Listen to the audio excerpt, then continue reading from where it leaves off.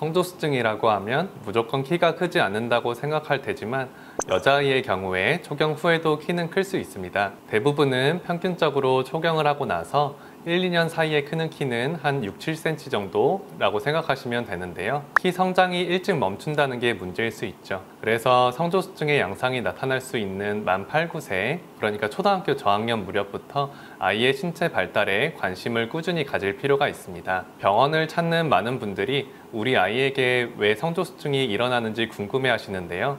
사실 성조수증은 대부분 특별한 원인을 찾을 수는 없습니다. 성조수증은 진성과 갑성으로 구분할 수 있는데요. 사춘기 시작 신호를 보내는 호르몬은 뇌의 시상하부와 뇌하수체에서 분비돼서 남녀 생식샘에 작용합니다. 어떤 이유로든 시상하부, 뇌하수체 생식샘 축이 활성화돼서 사춘기가 일찍 시작되는 경우를 진성 성조수증이라고 하는데요. 시상하부와 뇌하수체의 의존성 성조수증이라고도 합니다. 또래보다 뼈 나이가 증가한 상태이기 때문에 그만큼 일찍 성장이 멈출 가능성이 높고 최종 신장은 예측 키보다 작아질 수 있습니다. 진성 성조수증은 대부분 특별한 원인을 찾을 수는 없습니다. 진성 성조수증은 남자아이보다 여자아이에게 5배에서 10배 정도 흔하게 나타나는데요. 드물게 뇌의 종양이나 낭종이 원인이 될 수도 있는데 남자아이에게 더 흔하게 나타날 수 있습니다. 이런 경우 뇌와 뇌하수체의 MRI 검사를 받아야 정확한 원인을 알 수 있습니다. 뇌 종양 등의 문제가 있을 때에는 원인 질환을 치료하는 것이 무엇보다 중요하겠죠. 반면 시상하부, 뇌하수체, 생식샘 축과 관련 없이 다른 원인에 의해 사춘기가 빨리 시작되는 경우를 갑성 성조수증이라고 합니다. 갑성 성조수증을 일으킬 수 있는 질환으로는 메쿤 알브라이트 증후군, 갑상생 저하증, 안드로겐 과다 분비, 가족성 테스토스테론 중독증, 자율성 난포낭, 난소종양 등의 여러 가지 질환들이 있습니다.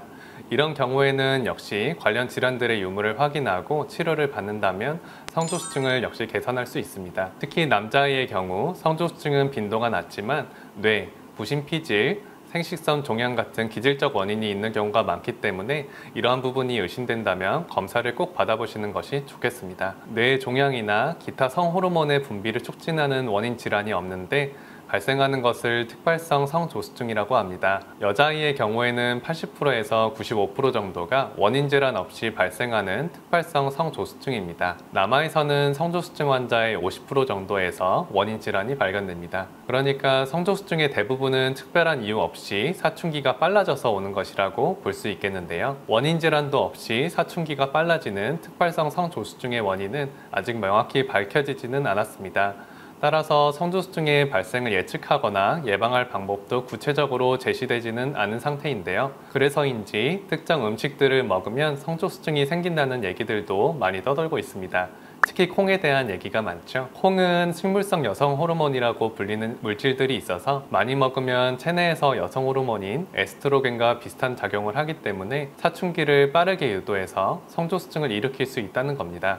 에스트로겐은 사춘기에 일어나는 여성의 2차 성징의 원인이 되는 호르몬인데요. 가슴을 나오게 하고 성기를 성숙하게 하고 몸매에도 영향을 준다고 알려져 있습니다. 그런데 이런 콩류 식물이 여성 호르몬과 유사한 식물성 에스트로겐에 많이 함유되어 있지만 이런 물질들이 사춘기 시작에 영향을 주는지에 대해서는 아직 명확하게 밝혀지지는 않았습니다.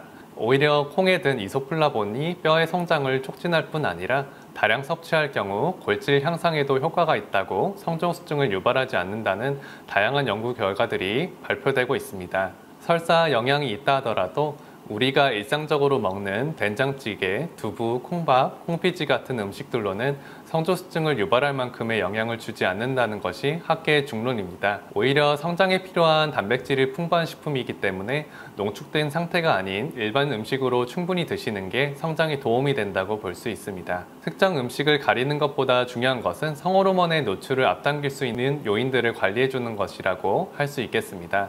그 중에서도 연관성이 가장 높은 것이 비만인데요. 문제는 비만인 아이들이 대부분 성인 비만으로 이어지고 특히 이들 중 상당수는 성조수증의 원인이 될 수 있다는 사실입니다. 체지방률이 증가하면 렙틴이라는 호르몬의 분비가 과도하게 늘어나기 때문에 성호르몬에 일찍 노출을 되게 됩니다. 이러한 결과로 성호르몬의 분비가 촉진돼서 2차 성징이 일찍 찾아올 수 있는 거죠. 성조수증 소화 관리에 있어 정상적인 체중 유지와 적절한 채소성분 유지가 중요한 이유도 바로 이런 문제 때문입니다. 성조수증의 위험을 낮추려면 비만이 되지 않도록 균형 잡힌 영양 섭취가 중요합니다. 기름기 많은 음식과 패스트푸드, 인스턴트 같은 음식들은 가급적 먹지 않도록 주의를 기울이시는 게 좋겠습니다. 아울러 줄넘기, 걷기, 뛰기 같은 운동들을 일주일에 3회 이상, 한 번 운동할 때 30분 이상 규칙적으로 해주시는 것도 좋습니다. 다음으로는 환경 호르몬의 노출을 최소화하는 것도 생각해 보실 수 있습니다. 환경 호르몬과의 직접적인 연관성은 아직 연구 중이긴 하지만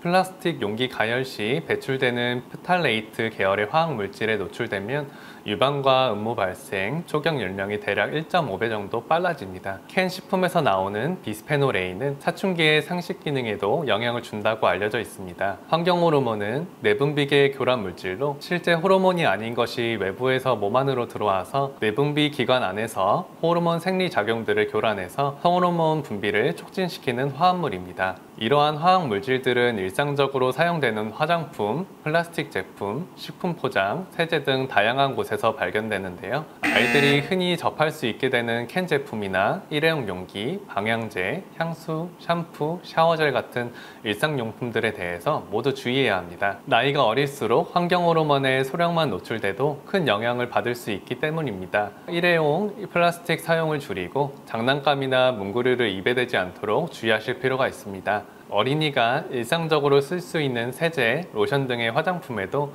환경 호르몬 노출을 줄이는 것이 중요하다고 할 수 있겠습니다. 유전적인 요인도 사춘기 발현의 70%에서 80% 정도의 영향을 미칩니다. 즉 부모의 사춘기가 빨랐다면 자녀도 대부분 사춘기가 빨리 찾아올 수 있는데요. 이외에도 체중이 작게 태어난 아이나 자궁 내 성장 지연이 있었던 경우도 또래보다 사춘기가 빨랐다는 연구도 있습니다. 스트레스도 관련이 있어서 가정 내 불화가 잦거나 스트레스가 많은 환경에서는 여자아이들의 사춘기가 빨라질 수도 있습니다.